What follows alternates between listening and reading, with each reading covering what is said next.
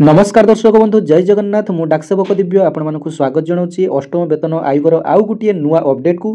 दर्शक बंधु अष्टम वेतन आयोग को नहीं एबे पुणी एक बड़ खबर सामना को आसी तेबे से ही बड़ खबर हूँ आम पोस्टाल विभाग में काम करुवा जीडीएस भाई भौणी मानू अष्टम वेतन आयोग में इनक्लूड बा सामिल करने प्रधानमंत्री मोदी पाखे दाबी पहुंची।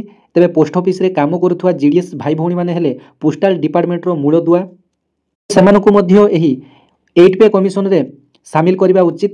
तेबे एही अष्टम वेतन को नहीं जो बड़ अपडेट आसी आपण मानक सहित शेयर करी आपण मानक पूर्व लेटर टी मध्य आपण मानक देखैथिली जो सांसद चिठी माध्यम प्रधानमंत्री मोदी को लिखित भाव में 8 पे कमिशन रे जीडीएस मानक इनक्लूड करने एक चिठी लिखिं मोर पूर्व भिडियो आपण मानक मु अपडेट देती। तेबे देखंतु सही अपडेट टी वर्तमान राज्य तथा देश में समस्त गणमाध्यम रे प्रकाश होती मोदी पाखे यही चिठी पहुंची सारी। तेबे आशा करा जाउची अष्टम वेतन कमिशन रे पोस्टाल विभाग में काम करुवा जीडीएस भाई भौणी मानक इनक्लूड करा जाय पारे।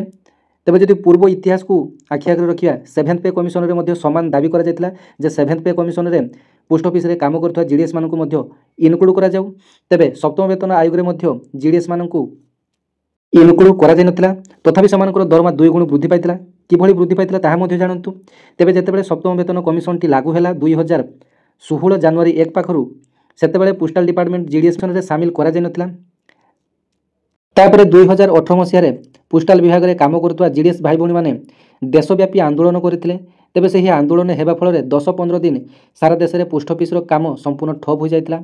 तापरे पोस्टाल डिपार्टमेंट एक कमिटी टी गठन करथिला जहाँकि पोस्टाल डिपार्टमेंट तरफ एक कमिटी टी गठन कर सेमानकर टीआरसी रिविजन कर एकाथरके दरमाटी को आपण मानकर डबल कर जो बीपीएम माने कि 2018 पूर्वर 5000 लेखाई पाउथिले सेमाने एकाथरके बेसिक पे 12000 टंका कर जाइतिला एवं जो एबीपीएम माने 2018 पूर्व 4000 टंका लेखाई पाउथिले सेमानकर बेसिक पेटी को 10000 करागला।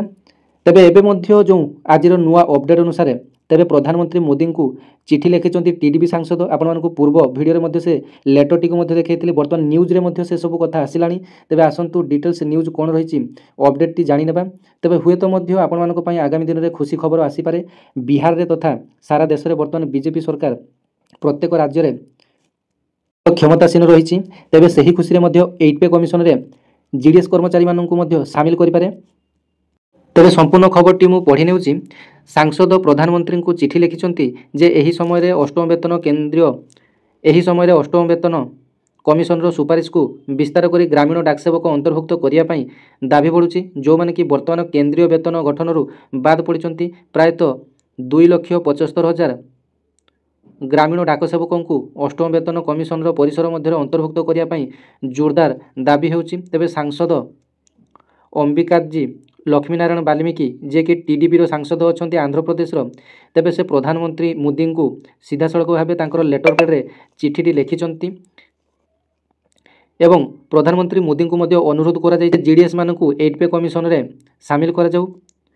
सांसद कहिसंती जे ग्रामीण अंचल रे डाक सेवार उपलब्धता को वृद्धि करिबारे जीडीएस मानकर गुरुत्वपूर्ण भूमिका ग्रहण करती। तेबे सहरांचल समकक्ष भाव में सेमानकर कर्तव्य पालन करती।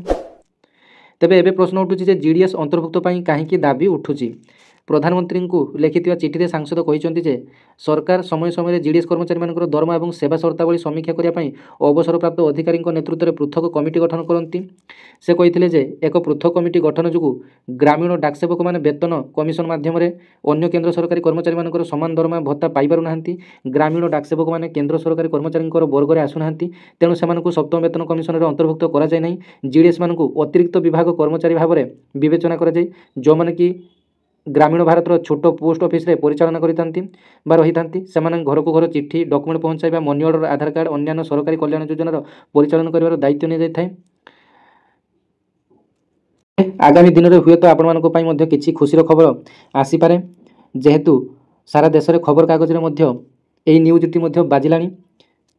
एही वीडियो माध्यम रे मध्य अनुरोध आपण मानकु ओडिशा रे मध्य जेते सब सांसद अछंती सेमानक माध्यम रे मध्य जदि आपण मानकर संस्पर्श रे कोनोसी भी विधायक किंबा सांसद अछंती तेबे सेमानक मध्य 8 पे कमिशन रे शामिल करिया पई आपण माने मध्य पत्र लेखंतु जहा फल रे समूह स्वार्थर विकास होई परिबो।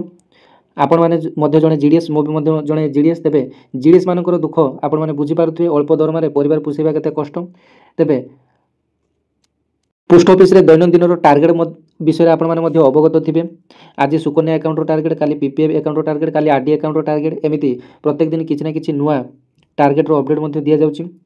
ତେବେ ସେହି ଅନୁସାରେ ଦରମା ମଧ୍ୟ ବୃଦ୍ଧି ହେବା କଥା ଏବଂ 8 ପେ କମିଶନରେ ସାମିଲ ହେବା କଥା। 8 ପେ କମିଶନରେ ଯଦି ଆପଣମାନେ ଥରେ ସାମିଲ ହୋଇଗଲେ ତେବେ ଆପଣମାନେ ସେଣ୍ଟ୍ରାଲ ଗଭର୍ଣ୍ଣମେଣ୍ଟ ଏମ୍ପ୍ଲୟି ଯେମିତି ସମସ୍ତ ସରକାରୀ ସୁବିଧା ପାଆନ୍ତି ସେମିତି ଭାବରେ ଆପଣମାନଙ୍କର ସମସ୍ତ ସରକାରୀ ସୁବିଧା ପାଇବେ।